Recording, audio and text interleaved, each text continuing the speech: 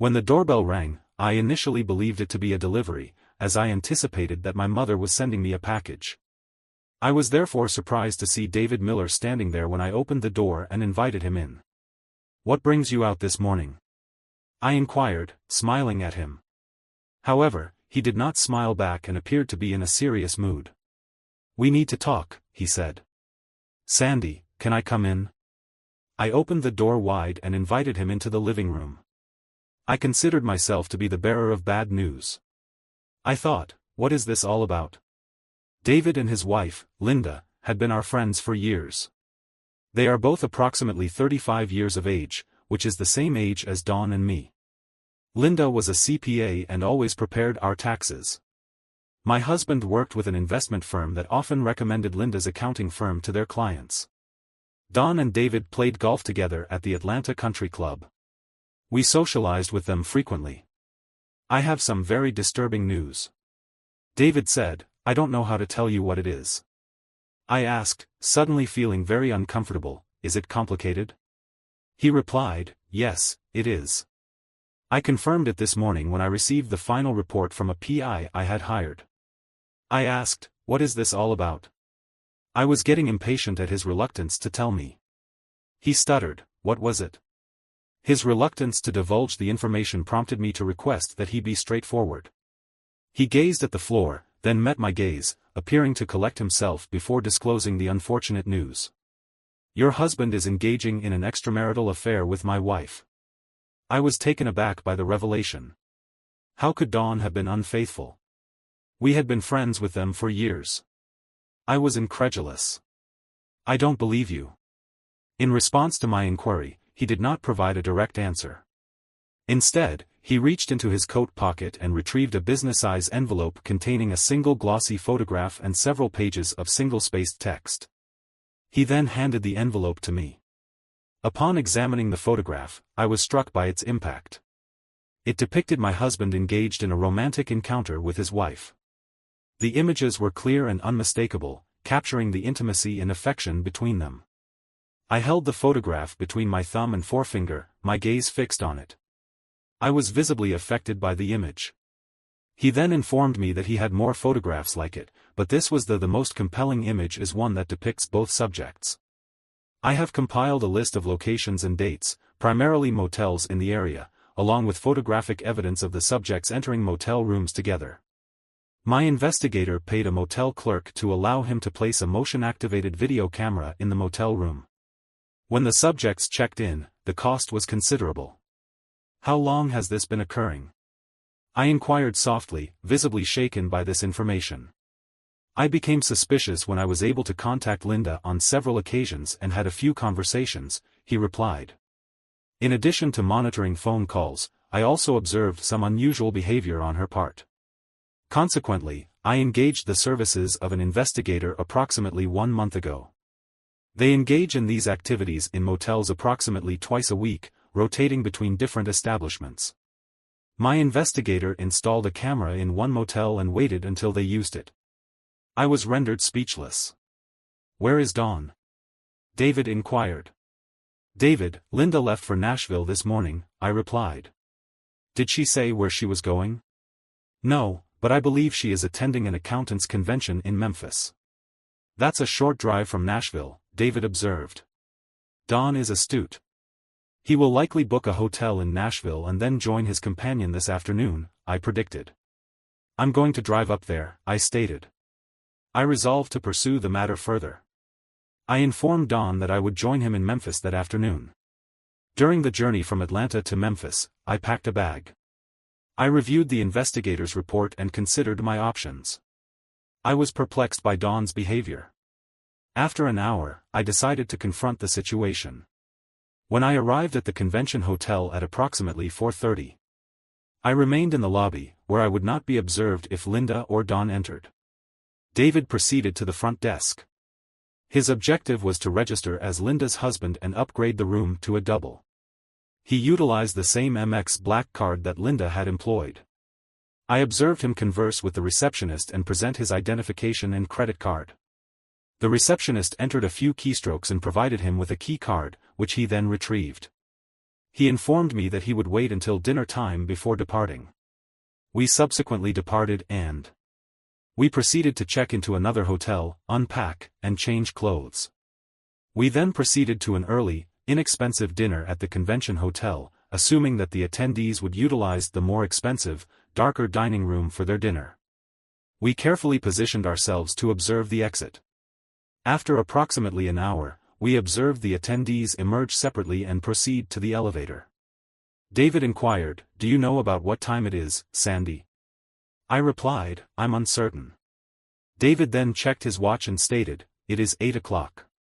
30, allow him a half hour for his beverage and another half hour for some undress and show and tell. By 9:30, he should be engaged in sexual intercourse."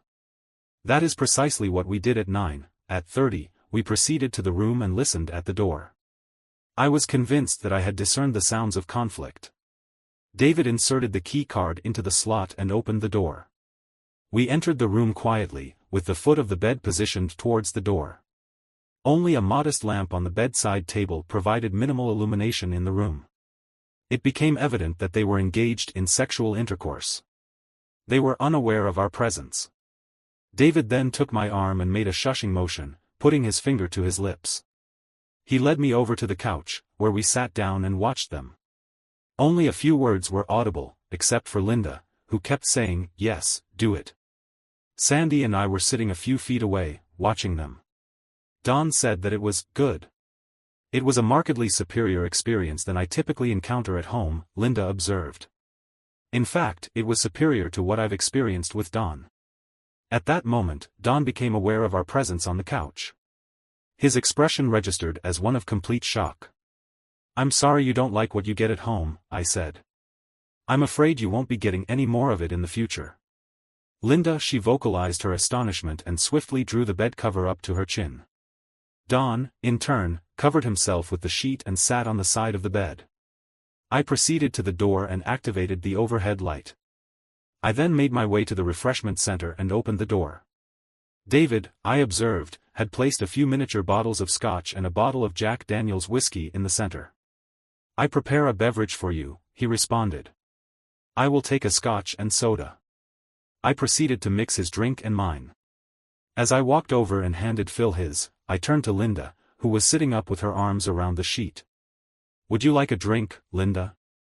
What are you doing here?" Linda screamed, "Get out of this room." "Linda, I observed that when I entered the room, if your presence bothers you, perhaps you should leave and change your attire. Both of the men present have observed you in a state of undress. Therefore, I suggest that you leave." Linda screamed, "I am not leaving." "Linda," I responded calmly, "your husband checked into this room this afternoon and upgraded it to a double. He has as much right to be here as you do." Then I proceeded to the bedside table and poured a small measure of Jack Daniel's, Don's preferred whiskey. I then removed the cap and refilled his drink. I returned to the couch and sat down next to David. "Now that we have our drinks, let's engage in a cordial conversation," I suggested. "Perhaps we could start by discussing the circumstances surrounding the inception of this affair." "Say anything," Don said. "We need to consult with a lawyer." "And Don," I replied, "he better be an exceptionally skilled lawyer." "I tend to trust you implicitly," David told me. "In fact, the video of you and Linda is so compelling that it could be a feature film on the internet." "I'm not sure that's a good idea," I said. "Linda," I told her, "get up. Pack your belongings and return to the hotel in Nashville." "How did you ascertain this information?" he inquired. "I made an educated guess," I replied, with a hint of amusement. "You are too intelligent to be in the same city as Linda at the same time. Of course, you are not as astute as David, who was able to discern the truth and procure evidence for our attorneys." Don finished off his entire drink in a couple of swallows. He consumed a couple of swallows of liquid and then arose and proceeded to the closet. I inquired as to whether he found the situation to be noteworthy. "When he becomes frightened, he is not particularly impressive," I observed. "I would venture to add that you, too, are a rather formidable individual, and I would imagine that you would be quite frightened as well, given the circumstances." David then rose from his seated position and proceeded to the closet, where he proceeded to retrieve a white fluffy robe, a luxury amenity typically provided to guests at high-end hotels. He then escorted Linda to the bed and assisted her in donning the robe. "Please make yourselves comfortable," he said. "David, I suggest we begin by discussing the advice provided by your lawyer." "The crux of the matter," David began, "is that the private investigator's reports." David explained that any competent lawyer would advise them to settle the matter. He suggested that if they did not ask for the maximum possible settlement, they might be able to avoid a trial. Linda was sitting next to Dawn on a small love seat, which seemed an appropriate arrangement. David and I were on the couch. Linda began to speak, but Dawn interrupted her, repeating what he had said earlier about it was recommended that they seek legal counsel before making any statements. If they were not interested in discussing the matter further, I would respect their decision. However, I would like to clarify that I am not leaving them alone. I touched David's elbow, and he got up from the couch with me. We proceeded to the door and exited the premises, leaving our spouses seated on the love seat as we descended the elevator. I observed the pain on David's face. He had been aware of the situation for some time, but witnessing it firsthand had clearly caused him distress. It is often the case that men experience greater emotional pain than women in such circumstances. I had assumed that wives would feel angry and seek retribution, but I was experiencing a similar intensity of emotion towards my partner. It was as if he had been struck in a particularly vulnerable area. We returned to our hotel and sat in our room, drinking alcohol. We needed to discuss the situation, so I inquired as to the best course of action. David responded by reciting a list of suggestions. He advised me to seek legal counsel and share the evidence collected by the detective. He also recommended that I remove the individual in question from my residence and change the locks. I would then relocate to a hotel room and allow the lawyers to handle the matter. They are remunerated for their services. He then arose and activated the television. He proceeded to retrieve a DVD from his belongings and inserted it into the player. He informed Sandy that she needed to view the material in question. He then clarified that the original was stored in a secure financial institution. I viewed both videos once more, focusing on the romantic scenes. I observed the time displayed on the video screen, noting that it was 3, the video was 33 minutes in length. The date was last Thursday. His actions could be perceived as romantic. I inquired as to why I had allowed him to engage in such behavior for so long. We continued to view the video until it reached 3:41 p.m. Subsequently, Linda vocalized her intention to climax. They then paused for several minutes and whispered something that was not audible on the video camera. "Did she kiss you last Thursday when you returned home from the office?" I inquired of David if she had. "I hope she brushed her teeth first." David emitted a brief, mirthful sound and replied, "You needn't be concerned, Sandy. He didn't ingest urine, of course.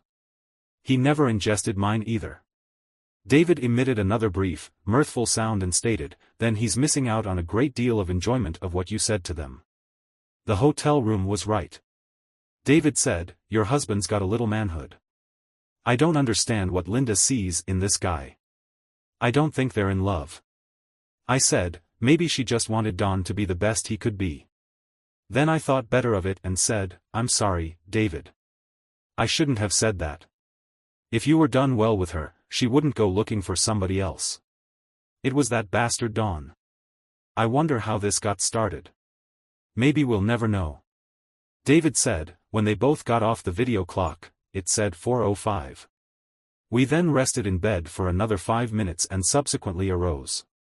I was experiencing a considerable degree of anger. I stated, "Indeed," to which David replied, "I am also beginning to feel a similar degree of anger." I then suggested that it would be prudent for me to depart and seek accommodation elsewhere, given the lateness of the hour, which was approaching midnight. I inquired as to whether it would be preferable for us to remain in our current location, given that we were both so incensed by our respective spouses that if I remained in the hotel room, a similar incident might occur between us. I was referring to the video we had just viewed. He responded with laughter, and I observed him, seated before me, laughing and recalled the dexterity of his tongue and the sensation of its touch. In the past, during my college years, I experienced a similar sensation. I had not engaged in such an act since my college days. We proceeded to do so, and that marked the beginning of our long-lasting and enduring affair. I would be grateful to hear your thoughts on this matter. Thank you for joining us in our narrative. We hope you enjoyed it. Please consider subscribing to our channel to ensure your next chef remains loyal. We will be back with the next episode soon, so please tune in to fulfill your appetite for revenge. If you are below the age of 18, please refrain from accessing this content. It is not intended for those who are faint-hearted. The heart is a vital organ that plays a crucial role in the functioning of the human body.